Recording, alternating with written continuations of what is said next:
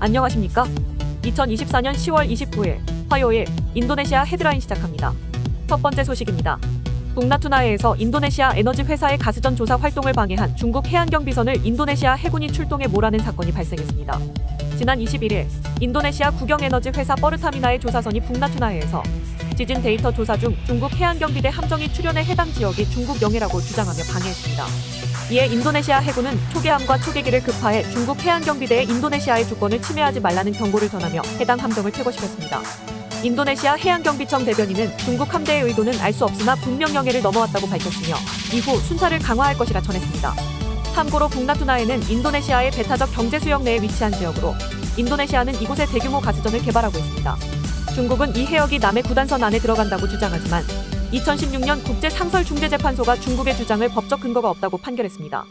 이에 인도네시아는 2017년부터 해당 지역을 북나투나해로 명명하고 군사기지를 설치하는 등 강경한 입장을 견지해왔으며 중국 어선이 해당 구역에서 조업할 경우 단호히 대응하고 있습니다. 다음 소식입니다.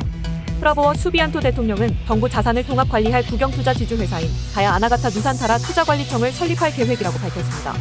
해당 투자관리청은 각 부처의 분산된 자산을 집중관리하여 효율적인 투자를 유도하는 역할을 맡게 되며 초대 수장으로는 물리아만 하다드 전 금융감독청 청장이 내정되었습니다.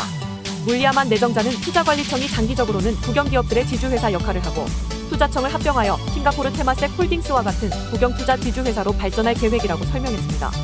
이어 기존 국영기업부 및 인도네시아 투자청과 기능이 중복될 가능성이 제기되었으나 이를 보완하며 새로운 투자관리 체계를 구축할 방침이라고 전했습니다. 현재 인도네시아에는 국영은행, 통신사, 건설사 등 정부 소유 기업이 다수 존재하며 이들의 총자산은 약 1경 410조 루피아에 달합니다.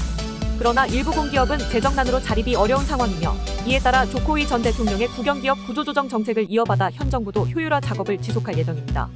이러한 투자 지주회사 설립을 통해 인도네시아는 국영자산을 집중관리하고 국가 경제 성장에 기여할 수 있는 효율적인 투자 전략을 펼칠 계획입니다. 다음 소식입니다. 인도네시아 정부가 약 600만 명의 농어민을 위한 부채 탕감 정책을 준비 중인 것으로 알려졌습니다. 지난 24일 하심 인도네시아 상공회의소 자문위원회 의장은 프라보워 수비안토 대통령이 농어민의 장기 소액 부채를 탕감하는 대통령령을 준비하고 있다고 밝혔습니다. 참고로 하심 의장은 프라보워 대통령의 친동생으로 정부 내 공식 직책은 없으나 핵심 공약을 설계한 마코 실세로 평가받고 있습니다. 하심 의장은 2천만 루피아의 소액 부채 때문에 농어민들이 은행 대출을 거절당하고 위험한 사채업자에게 의존하게 되는 현실을 지적했습니다. 이어 많은 농어민 부채는 과거 금융위기 시기에서 기인했으며 은행들이 상각채권으로 처리했으나 상환 요구권을 보유하고 있어 농어민들이 제도권 금융을 이용하지 못하는 상황이 지속되고 있다고 설명했습니다.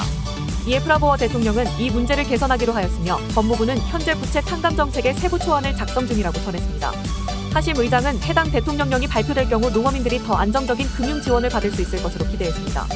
한편 하심 의장은 파묘 업체들로부터 약 300조 루피아의 추가 세수 확보 가능성을 언급하며 이를 통해 인도네시아가 연간 8% 이상, 최대 10% 경제 성장률 목표를 달성할 수 있을 것으로 프라보워 대통령이 기대하고 있다고 덧붙였습니다. 다음 소식입니다. 방글라데시 난민촌을 떠난 로힝야족 난민 300여 명이 목선 두 척에 나눠 타고 인도네시아 수마트라 섬에 잇따라 도착했습니다. 로이터 통신에 따르면 24일 수마트라 북부에 도착한 146명의 난민은 해안 가까이에서 하선에 무사히 상륙했으며 건강 상태도 양호하여 임시시설에 수용됐습니다. 앞서 17일에는 아체주 해상에 약 150명의 로힝야 난민이 도착했으나 지역 주민들의 겁으로 일주일간 해상에 발이 묶였습니다. 이들은 유엔 난민기구의 중재로 상륙을 허용받았지만 아체주 주민들은 지역 내 난민 유입에 대한 강한 반감을 드러내고 있습니다. 참고로 로힝야족은 미얀마에서 박해를 피해 방글라데시 난민촌으로 대거 이주한 이슬람 소수민족입니다. 그러나 열악한 난민촌 생활로 인해 10월부터 잔잔해진 바다를 건너 인도네시아와 말레이시아로 이동을 시도하는 경우가 많습니다. 유엔 난민기구는 이들에 대한 긴급 구조를 인도네시아 정부에 요청했으나 인도네시아는 유엔 난민 협약에 서명하지 않아 난민 수용 의무가 없으며 로힝야 난민의 급증이 지역사회의 수용 능력을 초과한다고 주장하고 있습니다. 다음 소식입니다. 대폭시 소방대원의 순직 사건 이후 그의 변호사가 소방관 장비 부족 문제를 강력히 비판하고 나섰습니다. 변호사는 소방관들이 적절한 장비 없이 임무를 수행하고 있으며 마스크조차 없어 안전이 위협받고 있다며 대폭 소방관의 장비가 노후화되고 제대로 구비되지 않았음을 지적했습니다. 순직한 소방대원은 지난 18일 치살락 시장의 화재 진압 중 호흡곤란을 겪고 병원으로 이송됐으나 결국 숨을 거뒀습니다. 변호사는 그가 마스크 없이 임무를 수행했다는 점을 언급하며 당시 현장에 있던 소방관들이 모두 보호 장비 없이 화재를 진압했다고 밝혔습니다. 이에 그는 장비가 부족한 상황에서 사고는 불가피하며 소방당국과 지방정부의 책임을 물을 것이라고 강조했습니다. 반면 소방당국은 사망 원인을 직접적인 화재가 아닌 사후 진압 과정에서의 호흡곤란으로 보고 있습니다. 하지만 변호인은 매년 소방 예산이 배정됨에도 현장 장비는 여전히 낙후돼 있다고 지적하며 대폭시의 소극적인 대처를 비판했습니다. 한편 소방관 장비 미비 논란은 이전에도 한 소방대원이 장비가 낙후되고 고장나 있다고 온라인상에 호소하여 크게 이슈가 되었습니다. 당시 해당 소방관은 탕구의 장비 교체와 수리를 요구하였으나 아무런 답변을 받지 못했다고 전했습니다. 다음 소식입니다. 카카오가 수익성이 낮은 인도네시아와 대만 웹툰 시장에서 철수하고 미국과 일본 시장에 집중하기로 했습니다. 업계에 따르면 카카오 엔터테인먼트는 주요 콘텐츠 제휴사의 인도네시아와 대만의 웹툰 서비스 종료를 알렸으며 인도네시아는 연내에, 대만은 내년에 종료될 예정입니다. 카카오는 이번 서비스 종료로 최대 웹툰 시장인 일본과 최대 엔터테인먼트 시장인 미국 양측에 재원과 역량을 집중할 방침입니다. 참고로 카카오가 글로벌 웹툰 사업을 철수한 것은 유럽에 이어 이번이 두 번째이며 글로벌 IP 사업을 북미 중심으로 재편하는 과정에서 선택과 집중을 하고자 수익성이 낮은 시장을 과감히 정리한다는 입장입니다.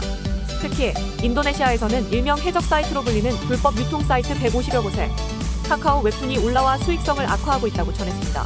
카카오 엔터테인먼트 관계자는 북미 중심으로 사업을 재편하고 동남아는 태국 중심으로 당사 역량을 집중해 성공적인 IP 사업 사례를 만들어 나가겠다고 말했습니다. 시청해주셔서 감사합니다. 다음 시간에 뵙겠습니다.